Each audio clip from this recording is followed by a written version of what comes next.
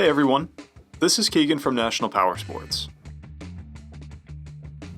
This 2021 Harley-Davidson Freewheeler with 7,449 miles passes New Hampshire State inspection and runs well. It comes equipped with ABS, traction control, cruise control, and reverse. It's been upgraded with a detachable passenger backrest.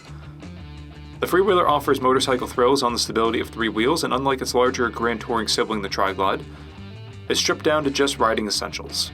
Powered by a Milwaukee 8 114 cubic inch V-twin motor, the Freewheeler puts 121 foot-pounds of low-end torque through a 6-speed transmission.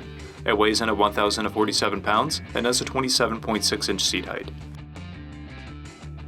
To see everything we know about this vehicle, including full mechanical and cosmetic condition reports, the service repair order, high-resolution photos, and more, please visit the listing on our website. We have also purchased a CycleCheck's Vehicle History Report. You can view this report by clicking the link on the right side of the video.